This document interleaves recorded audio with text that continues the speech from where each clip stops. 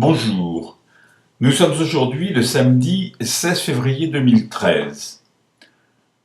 Vous voyez à l'écran le CAC 40, son évolution tout du moins, sur 3 mois, et vous remarquez qu'il est passé de 3649,50 ici, c'est-à-dire le 8 février, à 3660,37 ici, le 15 février, hier donc. Qu'est-ce que ça signifie? Ça signifie tout simplement qu'il a progressé de 0,29%, ce qui n'est pas énorme, mais notez bien l'allure des cours. Regardez, depuis le début de la semaine, ils ont grimpé jusqu'à mercredi pour aller carrément heurter la moyenne mobile à 20 jours et ils ont descendu depuis. Alors, est-ce que ça va durer?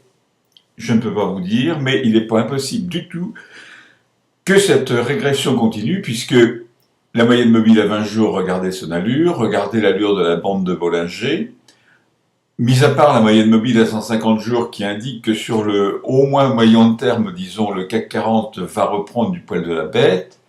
Regardez ce croisement des stochastiques, apparemment il n'y a rien pour encourager l'idée que le CAC 40 pourrait grimper cette semaine.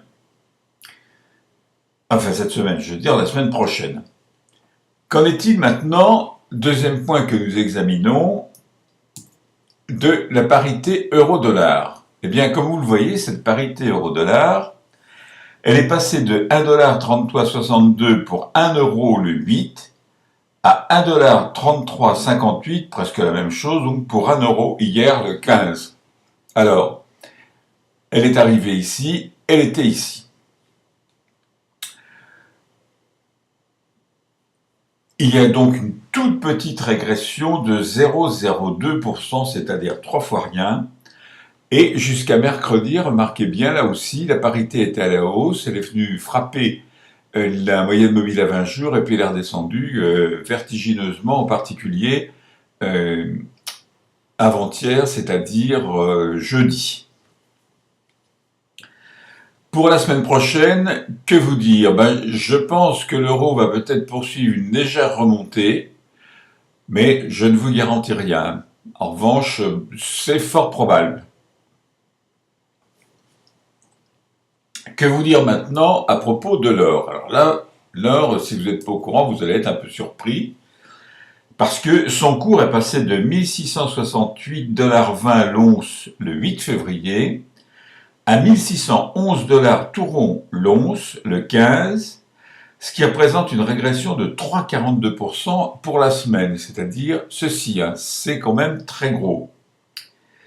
Les cours oscillent, regardez bien, autour de la borne inférieure de Bollinger et apparemment ils continuent à se diriger vers le bas. C'est-à-dire qu'il est vraisemblable que le cours de l'or va baisser encore en dessous de ces 1611 $ l'once. Il se peut très bien, étant donné leur position ici, juste, il se peut très bien que les cours reviennent à l'intérieur de la bande de Bollinger, d'autant plus qu'on est un petit peu enclin à le penser quand on regarde ce qui se passe du côté des stochastiques. Mais pour moi, en tout cas, l'ensemble me paraît plutôt baissier et il y a de fortes chances pour que la semaine prochaine, je vous annonce que l'or, au cours de la semaine écoulée, a encore baissé. Mais justement, c'est un excellent moment, disons, pour vous, puisque vous pouvez continuer à acheter de l'or physique à un prix relativement intéressant, on va dire. Dernier élément que nous examinons, c'est l'argent.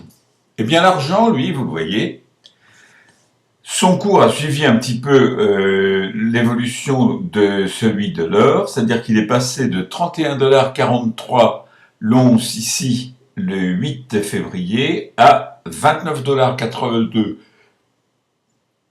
$ l'once ici, le 15, c'est-à-dire hier. Ça représente une baisse de 5-12% pour la semaine, ce qui est encore mieux, enfin encore mieux ou encore pire, ça dépend de quel point de vue on se place, que l'or.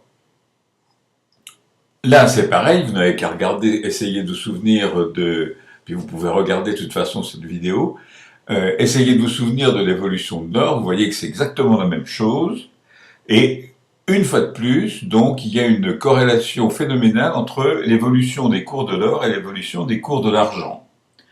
Alors, le ratio or-argent, qui est calculé, je vous le rappelle, est passé de 1 sur 53,07 le 8 février à 1 sur 54,02 le 15, ce qui indique une reprise de l'or par rapport à l'argent, c'est-à-dire autrement dit,